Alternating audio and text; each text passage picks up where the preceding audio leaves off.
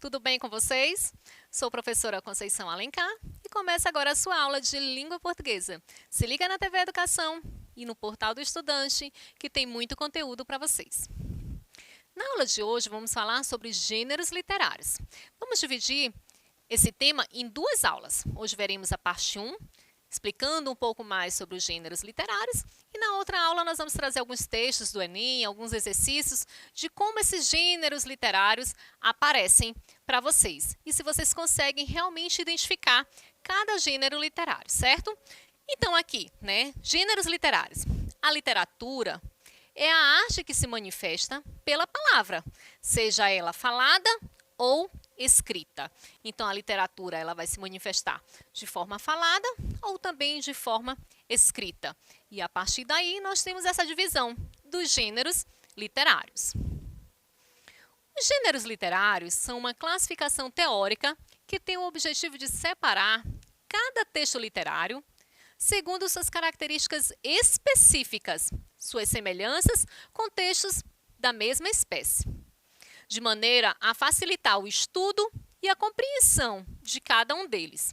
Assim, o texto literário pode ser classificado como épico ou narrativo, lírico ou dramático, tá certo?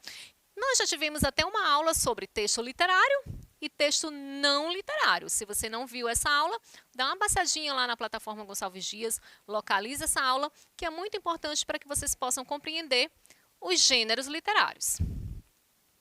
Além disso, essas categorias podem ser subcategorizadas.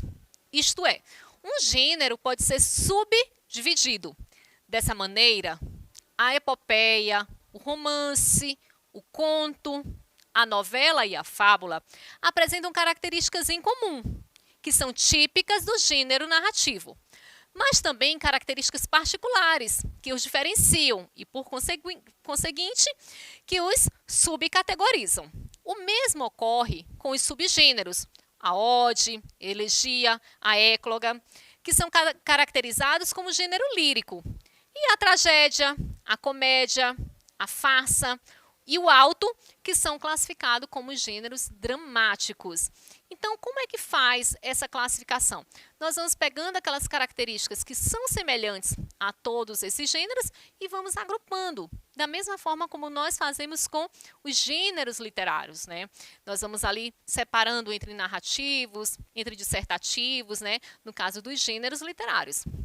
Aqui, da mesma forma, nós também fazemos isso com os gêneros, Fazemos com os gêneros textuais e fazemos também com os gêneros literários, fazendo também essa subdivisão. Vamos começar aqui com o gênero épico ou narrativo. O texto épico é uma narrativa heróica. O texto literário do gênero épico ou narrativo conta uma história e apresenta os seguintes elementos, Um narrador ou uma narradora, personagens, enredo, tempo e espaço. E aí vocês vão perceber que nós temos dentro desse gênero textos que são mais contemporâneos e textos que são mais antigos, que trazia aquelas histórias de cavalarias, aquelas histórias dos heróis, das batalhas, das guerras. E aí, dentro de cada um deles, nós temos as características que os definem e os diferenciam.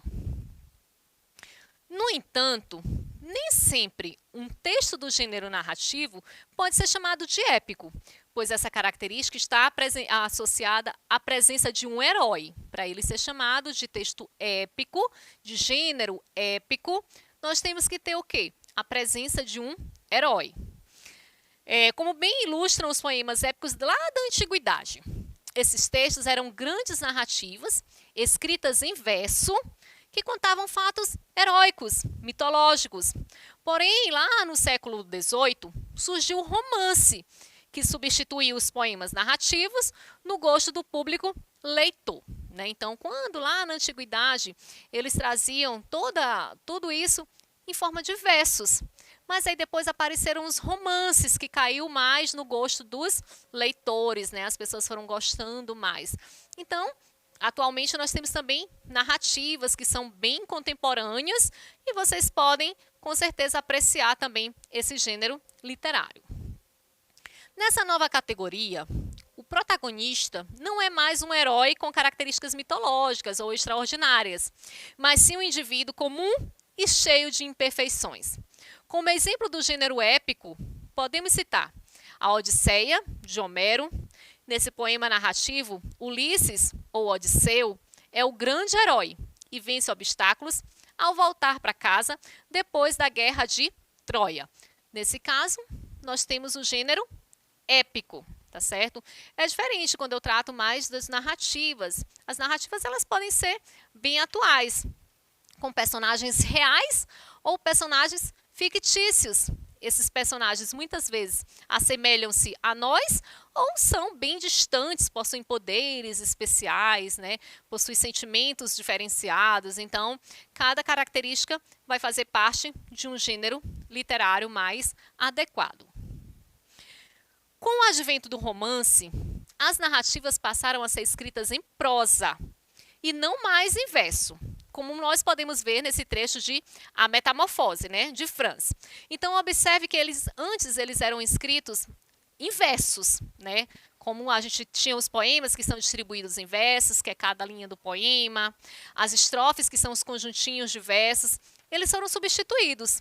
E aí eles passaram a ser escritos como? Em prosa, que caiu mais no gosto popular. Vamos ver um exemplo desse tipo de texto, que diz assim, ó: Gregor ficou paralisado de susto. Correr adiante era inútil, pois o pai havia se decidido a bombardeá-lo. Da fruteira sobre a credência, ele havia enchido os bolsos e arremessava as maçãs uma a uma, sem cuidar em mirar com maior precisão. As pequenas maçãs vermelhas rolavam sobre o chão como se estivessem eletrizadas, chocando-se umas às outras. Uma maçã atirada, sem força, roçou as costas de Gregor, resvalando sem lhe causar dano.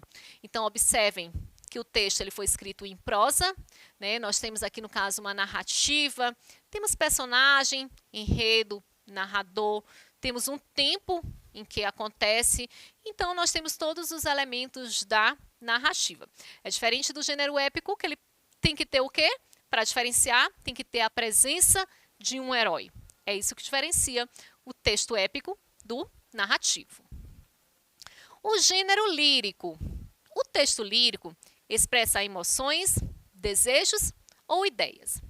O texto literário do gênero lírico é caracterizado pela expressão subjetiva das emoções, desejos e ideias. São exemplos desse gênero poemas e letras de músicas. Daí, temos uma poesia lírica em oposição a uma poesia narrativa ou épica. Veja que no soneto de separação de Vinícius de Moraes, há fatos, mas não só uma história sendo contada. Não podemos apontar personagens ou lugar de uma ação. O que se sobressai nesse poema lírico é a expressão das emoções. Poderia ter um poema com ações? Sim, poderia, né? Seria um poema narrativo. Assim como também eu posso ter um poema mais lírico, que ele trata mais das emoções, dos sentimentos, de todo aquele aspecto mais subjetivo. Então, nós vamos analisar agora o soneto de Vinícius de Moraes, que é o soneto de separação. Nós temos outros sonetos bem conhecidos do Vinícius de Moraes, né, como o soneto de fidelidade. Aqui no caso, nós temos um que é um pouquinho mais oposto, né, o soneto de separação. Vamos ver então. De repente, do riso fez-se o pranto, silencioso e branco como a bruma, e das bocas unidas fez-se a espuma, e das mãos espalmadas fez-se o espanto. De repente da calma fez-se o vento, que dos olhos desfez a última chama, e da paixão fez o pressentimento, e do momento imóvel fez-se o drama. Observem que, neste caso, Vinícius de Moraes, ele foca muito mais nos sentimentos e nas emoções. Muito mais do que em qualquer ação. Ele não foca nos personagens, não foca no enredo, não foca no narrador, foca unicamente nas ações. Conseguem perceber também que tem uma linguagem bem subjetiva, faz uso das figuras de linguagem. Qual a figura de linguagem presente logo no primeiro verso? Nós temos a antítese, né? Riso e pranto. O riso e o choro. Então, nós temos oposições, palavras opostas dentro do mesmo verso. Temos oposições aí de palavras, riso e pranto, né? O choro e o riso. Então, são palavras opostas. Continuando ainda. De repente, não mais que de repente, fez-se de triste o que se fez amante, e de sozinho o que se fez contente. Fez-se do amigo próximo o distante, fez-se da vida aventura errante. De repente, não mais que de repente. Então, ele foca totalmente nos sentimentos e nas emoções. Mais uma vez, ele faz uso de uma linguagem subjetiva, faz uso de uma linguagem figurada, cheia de figuras de linguagem, como é o caso da antítese, né? Quando ele diz várias outras expressões, né? Próximo e distante, né? É o amigo próximo e o amigo distante. Palavras opostas na mesma frase, antítese. Já no trecho abaixo da música de Eduardo e Mônica, de Renato Russo, apesar de não estar escrito em versos e ser uma letra, o texto não é do gênero lírico, e sim do gênero narrativo, já que conta uma história. Portanto, apresenta personagens, tempo e espaço. Então, a música ela também pode apresentar o gênero lírico ou o gênero narrativo. Inclusive, turma, para quem curte aí um pouco de Legião Urbana, para quem curte, saiu Eduardo e Mônica nessa semana, já está aí nos cinemas, quem quiser curtir, vocês vão ver exemplo de uma narrativa. É uma música, mas nessa música ele traz o quê? A narrativa, a história de um casal. Vamos ver um pouquinho dessa história? Que diz assim, ó. Eduardo abriu os olhos, mas não quis se levantar. Ficou deitado e viu que horas eram. Enquanto Mônica tomava um conhaque, no outro canto da cidade, como eles disseram. Eduardo e Mônica um dia se encontraram sem querer e conversaram muito mesmo para tentar se convencer. Foi um carinho do cursinho do Eduardo que disse, tem uma festa legal e a gente quer se divertir. Festa estranha com gente esquisita, eu não tô legal, não aguento mais birita. E a Mônica riu e quis saber um pouco mais sobre o boizinho que tentava impressionar. E o Eduardo, meio tonto, só pensava em ir para casa, é quase 2, eu vou me ferrar. Então, certamente vocês conhecem, né? Devem conhecer. Aí aproveitem também quem gostar, está nos cinemas, já está nos cinemas, então quem quiser aproveitar, fazer uso aí. Nesse caso, trata-se de uma narrativa. E fica bem claro, a narrativa ela tem toda uma progressão, né? Ela vai marcando, tem dentro do enredo, ele vai marcando toda essa progressão também cronológica, né? Ele até vai marcando os horários, desde quando ele abriu os olhos até quando já são 2 horas da manhã. Então, o texto narrativo ele tem esses aspectos do enredo, tem dos personagens, do espaço, do narrador, e tudo isso vocês podem encontrar num poema narrativo. Por fim, nós temos o trecho da letra da música Amor Marginal, do Johnny, que é mais um exemplo do gênero lírico. Observem que o gênero lírico expressa seus desejos e sentimentos. Ele não conta uma história. Então, aqui no caso, ele vai focar apenas em quê? Nos sentimentos. No anterior, nós vimos que ele focava em quê? Ele focava nas ações. Eduardo abriu os olhos, Eduardo saiu, ele vai focando nas ações. Aqui, em nenhum momento, ele foca nas ações. Ele vai focar em quê? Nos sentimentos e nas emoções. Minha flor, não me machuques. Minha dor, não me abuses assim. Não tire mágoas de mim. Meu amor, não me invadas com o teu olhar. Não me deixes aqui a gritar, no meio do caminho, sozinho. Então, vocês podem perceber que está mais ligado ao gênero lírico, porque ele trata das emoções e dos sentimentos. Agora, o gênero dramático, né? O texto dramático pode ser cômico ou trágico. O texto literário do gênero dramático é aquele escrito para ser encenado, ou seja, peças de teatro, roteiro de cinema.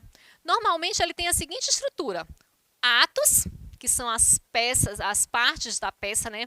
Toda a peça é dividida em quê? Em atos. Ato 1, ato 2, ato 3. As cenas, que fazem parte dos atos, né? Que compõem os atos.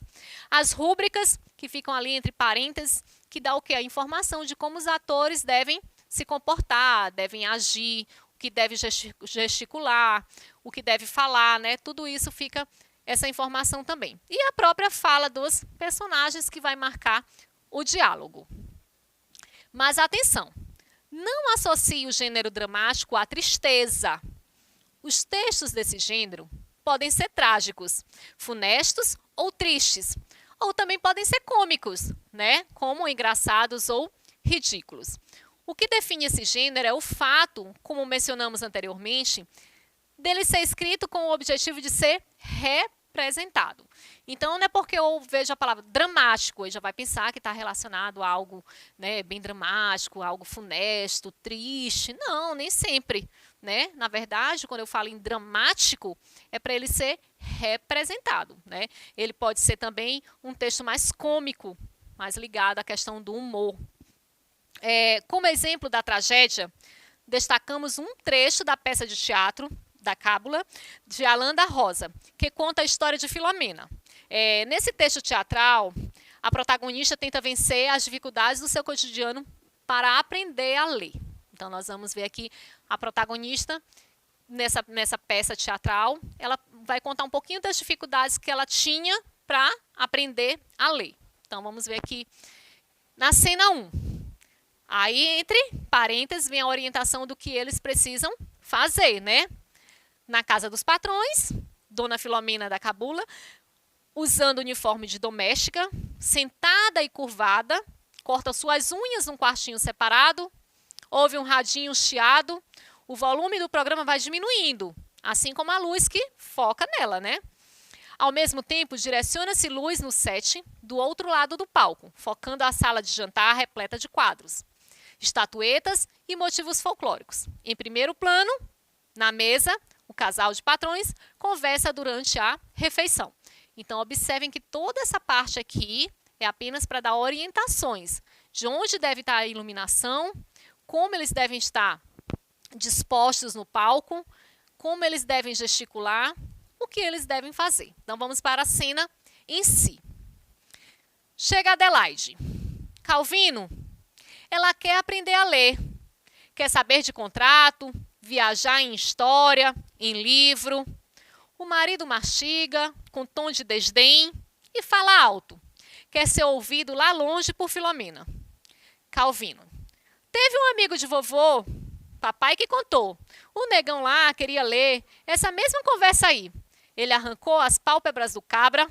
Ué, não queria ver a luz? Então ficou arregalado noite e dia.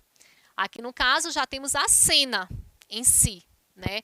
Observe que ele dá a orientação do que eles devem fazer e nós temos a marcação das falas, quando é a Adelaide que fala e quando é o Calvino que fala. Temos nesse exemplo o texto o quê? O texto dramático, o gênero dramático, tá certo? E para finalizar, aqui no nosso momento português nas redes, coloquei aqui um mapa mental para vocês, né, com todo esse resumo dos gêneros líricos, tá certo? Dos que nós vimos, o gênero lírico, o épico ou narrativo e o gênero dramático. Nesse mapa mental, ele traz também o gênero ensaístico, né? Alguns autores ainda não colocam esse gênero. Esse gênero é um pouco mais contemporâneo. Vocês vão ver que ele é bem mais desses textos que são mais atuais. Aqui nós temos várias características, né? Como nós vimos ao longo da aula. O gênero lírico. Originalmente, ele era acompanhado por uma lira, que era um instrumento musical, por isso ele tem esse nome. Gênero lírico, porque ele era acompanhado por uma lira, né? Ele tem uma subjetividade marcante, manifesta emoções, desejos, impressões e sensações. Então, falou de gênero lírico, lembra logo de lirismo, né? Geralmente está na primeira pessoa e aparece muito nos gêneros poéticos, nos textos poéticos. O gênero épico ou narrativo, nós temos textos que são destinados a contar uma história com enredo, personagem, observador, né? Esse narrador pode ser um narrador onisciente, apenas um narrador personagem.